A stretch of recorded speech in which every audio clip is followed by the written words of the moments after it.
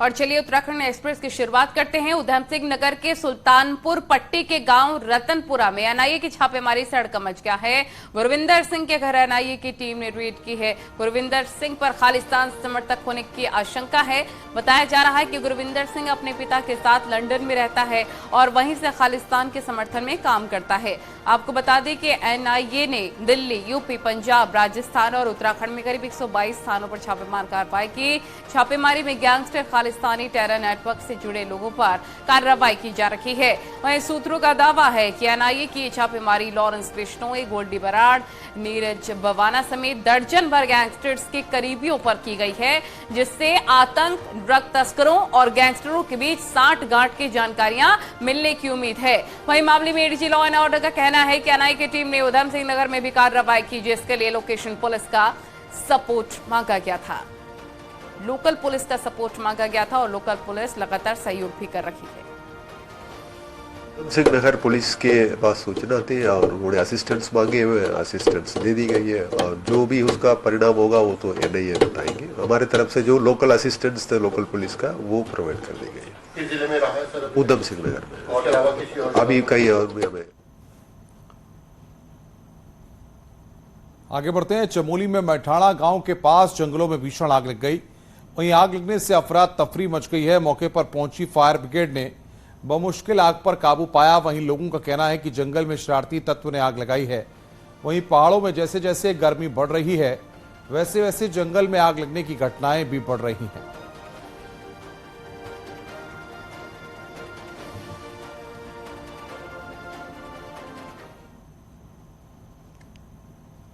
और एक बड़ी खबर आपको बता दें कि उत्तराखंड की कैबिनेट मंत्री रेखा आर्य के पति पर एफआईआर दर्ज की गई है। यूपी के बरेली में यह केस दर्ज किया गया है। रेखा आर्य के पति पप्पू गिरधारी समेत 4 लोग इस केस में नामजद हैं, जबकि कुल 9 लोगों के खिलाफ केस दर्ज किया गया है। बीजेपी के ही नेता सूरज राठौर ने निकाय चुनाव की वोटिंग के दिन जान से मारने की धमकी देने और घर पर कब्जा करने का आरोप लगाया है, जिसके बाद रेखा आर्य के पति पर केस दर्ज किया गया है।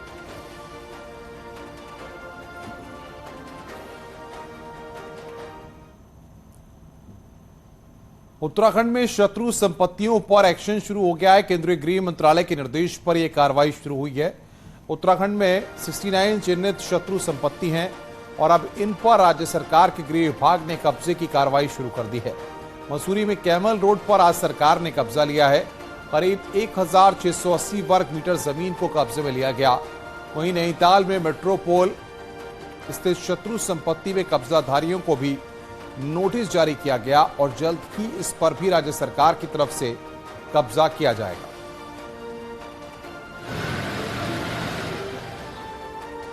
यहाँ पे भी 69 शत्रु संपत्तियों की लिस्ट जिलाधिकारियों को भेजी गई है और उनसे कहा गया है कि आप इसका सर्वे करके उसका वैल्यूएशन करके फिर जो लोग अगर किसी का कब्जा है उनको नोटिस देंगे और उसके बाद भारत सरकार में वो संपत्ति वेस्ट हो जाएगी।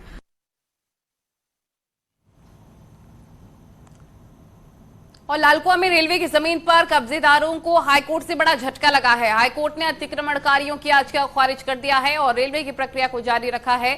रेलवे ने नगीना कॉलोनी में 4000 से ज्यादा अतिक्रमणकारियों को बेदखली का नोटिस दिया है। हाईकोर्ट के इस आदेश के बाद अब 4000 परिवारों पर बेदखली का संकट बन गया है। आपको ये भी बता दें कि रेलवे ने 2018 में जिला प्रशासन और राजस्व की टीम के साथ सर्वे किया, जिसमें पाया गया कि नगीना कॉलोनी रेलवे की जमीन पर बनी है। 2018 के बाद रेलवे ने अपनी जमीन से अतिक्रमण हटाने के लिए 2022 तक नोटिस दिए।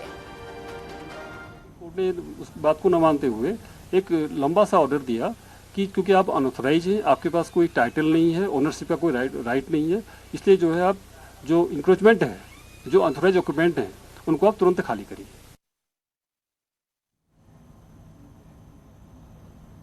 अवैध मजारों के खिलाफ प्रशासन का एक्शन लगातार जारी है। टिहरी में भी अतिक्रमण पर प्रशासन का बुलडोजर गरज रहा है। प्रतापनगर के रोलाकोट में सरकारी जमीन पर बनी अवैध मजार को ध्वस्त किया गया। प्रशासन ने पहले अतिक्रमण करके बनाई गई मजार को हटाने का नोटिस दिया था, लेकिन उसके बाद भी अतिक्रमण नहीं हटाया गया, जिसके बाद प्रशासन ने कार्रवाई की।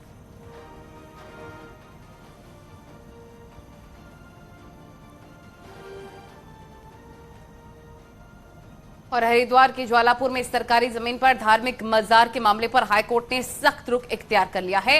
हाईकोर्ट ने आज याचिकाकर्ता को फटकार लगाई और सख्त टिप्पणी भी की है। कोर्ट ने याचिका को सुरक्षित रखते हुए ध्वस्तीकरण पर रोक लगाने से इनकार भी कर दिया है।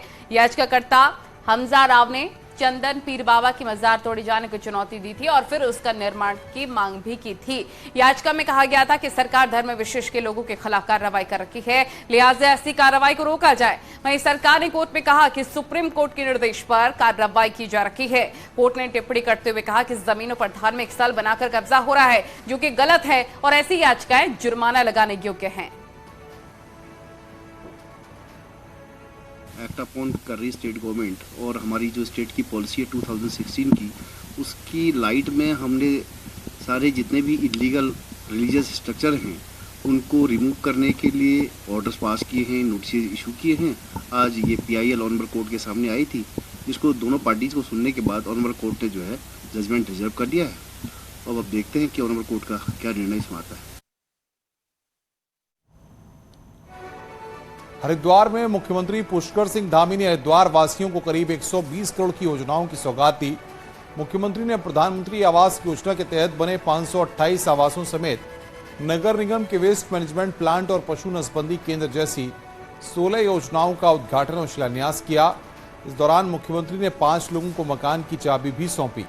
प्रधानमंत्री आवास योजना के तहत सुटकुल में बनकर तैयार हुई आवासीय योजना में मकान पाने वाले भी काफी खुश नजर आए।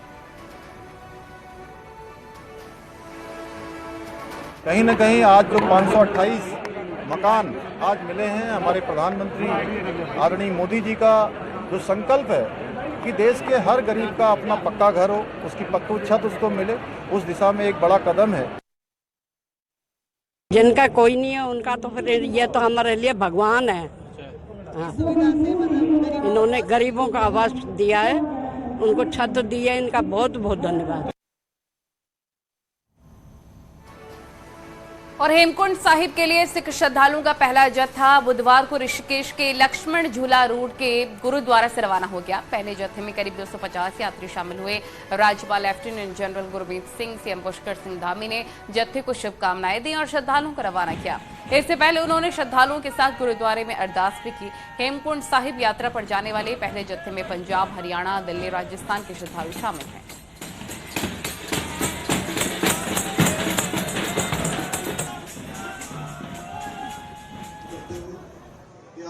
ये शुभ दिन, इस दिन हमारी ये यात्रा आज से प्रारंभ हो रही है और ये यात्रा पूरी तरह से बिना किसी विघ्न बाधा के चले, बिना किसी परेशानी के चले आने वाले जो हमारे श्रद्धालु हैं, जाने वाले हमारे भक्तगण हैं, उनको किसी प्रकार की परेशानी नहीं। मैं गुरु ग्रंथ साहब से प्रार्थना करूंगा, गुरु घर में प्रार्थना करूंगा कि सबकी यात्रा सहज हो, सरल हो।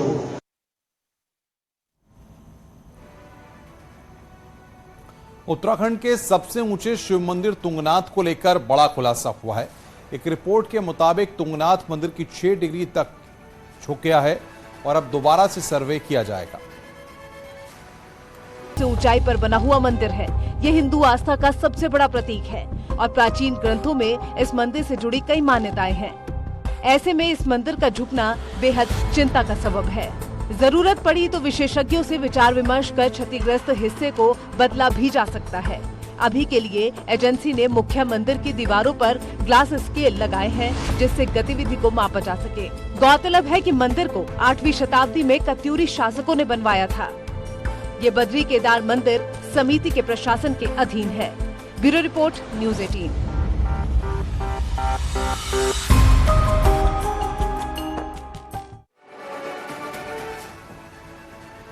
और वहीं तुंगनाथ मंदिर को राष्ट्रीय धरोहर घोषित करने पर विचार किया जा रहा है और इसके लिए SI ने नोटिफिकेशन भी जारी कर दिया है। 3 महीने के अंदर आपत्ति भी मांगी है और अब बद्री केदार मंदिर समिति का कहना है कि उन्होंने बोर्ड मीटिंग में फैसला लिया है कि मंदिर को ASI को ना सौंपा जाए, जिसकी लिखित एप्लीकेशन जल्दी ही ASI को भेजी जाएगी।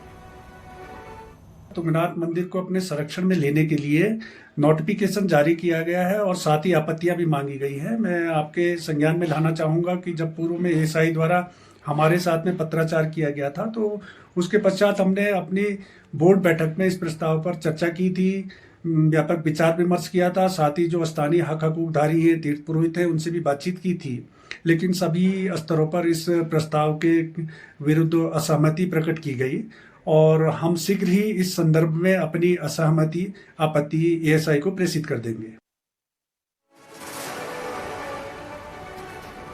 1 जून को फूलों की घाटी सैलानियों के लिए खोल दी जाएगी, लेकिन इस बार फूलों की घाटी में हुई बर्फबारी के बाद बड़े बड़े ग्लेशियर टूटकर पैदल रास्ते पर आए हैं, जिससे पैदल रास्ते काफी जगह पर क्षतिग्रस्त हो गए हैं।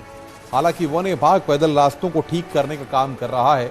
फूलों की घाटी पैदल मार्ग पर मूसलाधार और ग्लेशियर पॉइंट पर बड़े बड़े ग्लेशियर टूटकर आए हैं।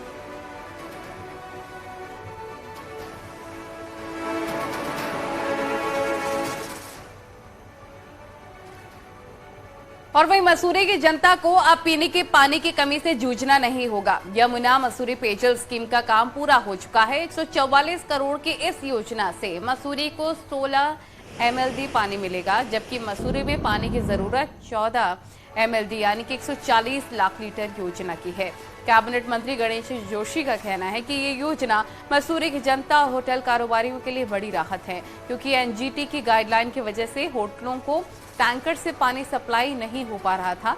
मंत्री गणेश जोशी ने इसके लिए राज्यसभा सांसद अनिल बलूनी का आभार व्यक्त किया। उन्होंने कहा कि अनिल बलूनी जून 2018 में राज्यसभा सांसद बनकर मसूरी आए थे, तब उन्होंने इस स्कीम पर आगे कार्रवाई की बात कही थी और 2019 के लोकसभा चुनाव से पहले 10 करोड़ रुपए जारी हो गए थे। वहीं मुख्यमंत्री पुष्कर सिंह धामी ने लगातार मॉनिटरिंग भी की और उसका फायदा अब मसूरी की जनता को मिल रहा है।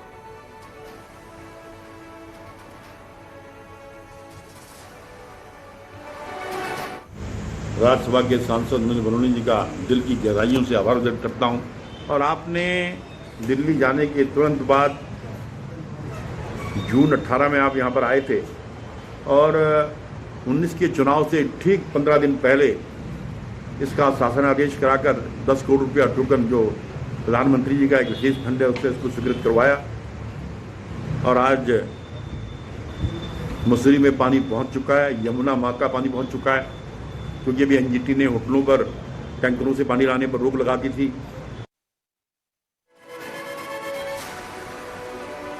भर्ती गड़बड़ी में शामिल रहा सचिवालय रक्षक का एग्जाम रविवार को होने जा रहा है।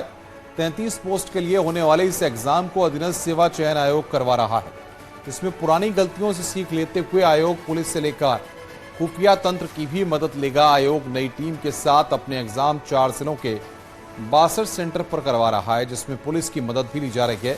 वहीं आयोग ने सभी सेंटर में ड्यूटी देने वालों का रिकॉर्ड भी निकालना शुरू कर दिया है। इसके अलावा पेपर को ट्रेजरी में रखवाने से लेकर सेंटर तक पहुंचाने पर भी प्रशासन को कड़ी नजर रखने के लिए कहा गया है।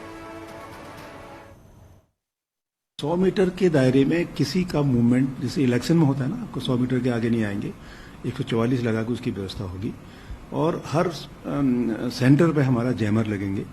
उसकी परमिशन हमको भारत सरकार से मिल गई है, ताकि किसी भी तरह से कोई भी आदमी किसी भी इलेक्ट्रॉनिक डिवाइस से बदमाशी न करे, उसकी फुल व्यवस्था हमने कर रखी है। जो परीक्षा सेंटर्स हैं वहाँ पे अपना फोर्स रहे, फ्रिस्किंग चेकिंग हो और ऐसे अनफेयर मीन्स कोई करना है तो उन्हें पकड़ में आ जाए और अपना सूचना तंत्र को भी।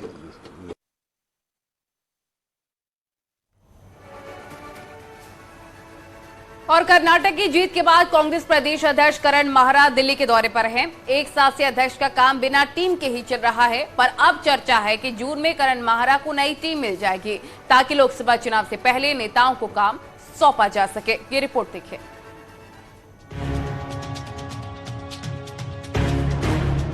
कांग्रेस प्रदेश अध्यक्ष करण माहरा को 2022 में हुई चुनावी हार के बाद पद तो मिला, लेकिन टीम अब तक नहीं मिल पाई। करण माहरा की टीम में महामंत्री, उपाध्यक्ष, सचिव तय नहीं है। टीम पर फाइनल मोहर दिल्ली से लगनी है और प्रदेश अध्यक्ष करण माहरा के दिल्ली दौरे के बाद उम्मीद है कि नई टीम के नए नामों का ऐलान जून महीने के पहले हफ्ते तक हो जाएगा। इस वक्त एकमात्र उपाध्यक्ष का काम देख रहे मथुरा दत्त जोशी के मुताबिक नई टीम के लिए हर लेवल पर राय मशवरा हो चुका है। जिसमें केंद्रीय नेताओं से और पार्टी के हमारे प्रदेश के वरिष्ठ नेताओं से विचार विमर्श भी कर लिया गया है। कुछ लोगों से विचार विमर्श होना भी है। जैसे ही विचार विमर्श कंप्लीट हो जाएगा, मैं समझता हूं कि इस महीने के अंत तक या अगले महीने की मध्य तक हम निश्चित रूप से प्रदेश की कार्यकारिणी को घोषित कर देंगे। कांग्रेस संगठन के 26 जिलों में नए जिलाध्यक्ष बन चुके हैं और अब तमाम नए पुराने चेहरों की नजर उपाध्यक्ष, सचिव और महामंत्रियों के पद पर है। लगातार 2 लोकसभा और 2 विधानसभा चुनाव हार चुकी कांग्रेस के सीनियर नेता और कार्यकारी अध्यक्ष रहे रणजीत रावत का कहना है कि नई टीम आने से असमंजस खत्म होगा, नेताओं को अपना रोल पता होगा और पार्टी का काम आगे बढ़ेगा। पुराने लोगों में कोई भी है उसको ये पता नहीं है कि मैं आगे कंटिन्यू कर रहा हूँ या नहीं कर रहा हूँ, और जो नए लोग शामिल किए गए उन्हें अभी तक अनुमोदन नहीं मिला, उनके नाम शामिल नहीं है, तो वो अपना कार्य उतने जोश से और उससे नहीं कर पा रहे हैं। तो नई कार्यकारिणी आ जाएगी तो निश्चित रूप से संगठन की को गति मिलेगी और पार्टी अपने कामों को सुचारू रूप से कर पाएगी। पहले हिमाचल और अब कर्नाटक के नतीजों के बाद उत्तराखंड के कांग्रेस नेताओं में उम्मीद जगी है, पर नई टीम के फाइनल होने के लिए यहां भी नजर दिल्ली हाईकमान पर टिकी है। देहरादून से न्यूज 18 के लिए दीपांकर भट्ट की रिपोर्ट।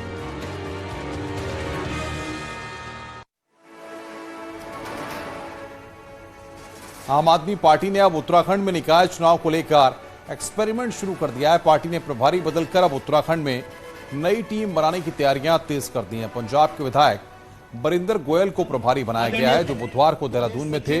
इस दौरान नए प्रभारी ने नई टीम को लेकर मीटिंग की और निकाय चुनाव लड़ने की बात भी कही। सबसे पहले हमारे छोटे चुनाव आएंगे अभी, तो हमारे कार्यकर्ता पूरी तरह से जोश भरा हुआ है, पूरे कोने कोने से आए हुए हैं। सभी लोग इकट्ठे होकर ये चुनाव लड़ेंगे, पूरी रणनीति बनाएंगे। और अब मौसम का हाल आपको बता दें कि उत्तराखंड में अगले 48 घंटे के अंदर तपती गर्मी से लोगों को निजात मिल सकती है। खासतौर पर उत्तरकाशी, चमोली और रुद्रप्रयाग जिले के कुछ इलाकों में तेज आंधी और हल्की बारिश के आसार हैं। वहीं मैदानी जिलों के लिए मौसम केंद्र के निदेशक कहते हैं कि दोपहर के वक्त तापमान बढ़ा ही रहेगा, लेकिन शाम को हल्की बारिश हो सकती है और कल भी कई जिलों में बारिश हो सकती है।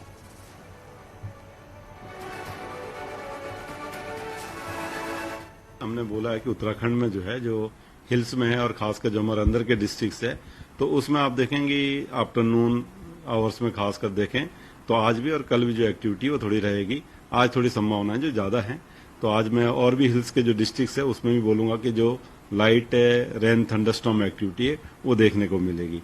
मैदानी क्षेत्रों में भी एक दुक्का जगहों में आप देखें में शाम रात में जो है, आज के दिन जो है, तो थोड़ी बहुत एक्टिविटी मिलनी चाहिए।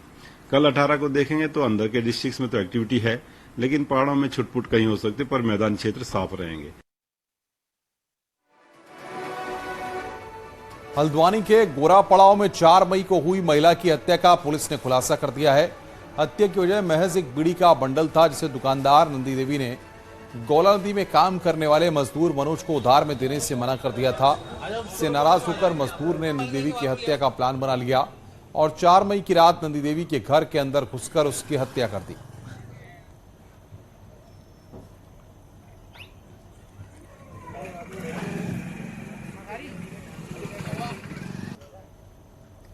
और पिथौरागढ़ के डीडीहार थाना क्षेत्र में महिला की हत्या कर फरार शख्स को पुलिस ने गिरफ्तार कर लिया है। आपको ये भी बता दें कि आरोपी को पुलिस टीम ने बिंदु खत्ता से गिरफ्तार किया है। आरोपी ने 13 मई को महिला को लिफ्ट दी थी, लेकिन इसी दौरान गहनों के लालच में उसने महिला को गला दबाकर मौत की घाट उतार दिया था, जिसके बाद पुलिस ने सीसीटीवी की मदद से आरोपी की पहचान की। आरोपी उमेद राम जौलजीबी का रहने वाला है। पुलिस ने आरोपी से लूट के जेवर भी बरामद कर लिए हैं। उस व्यक्ति को आज हमारी एसओजी और थाने की टीम के द्वारा बिंदु खत्ता से गिरफ्तार किया गया है। और पिथौरागढ़ के गंगोली हाट में दहशत का पर्याय बने गुलदार को वन विभाग ने कैद कर लिया है। गंगोली हाट के जाखन उपरेती इलाके में बीते दिनों गुलदार ने एक बच्ची पर हमला कर गंभीर रूप से घायल कर दिया था। इसके बाद वन विभाग ने क्षेत्र में पिंजड़े लगाए थे। लगाए गए एक पिंजड़े में गुलदार कैद हो गया। गुलदार के पकड़े जाने पर विभाग के साथ ही ग्रामीणों ने भी राहत की सांस ली है।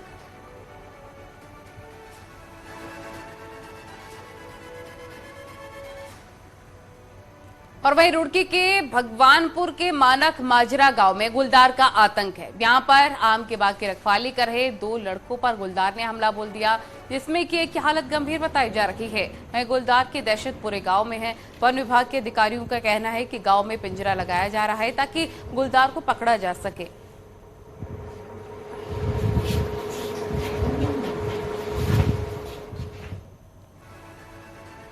रुक रहे हैं यहां पर एक ब्रेक के लिए। आगे देखिए महाबहस अमित गर्ग शुक्ला के साथ।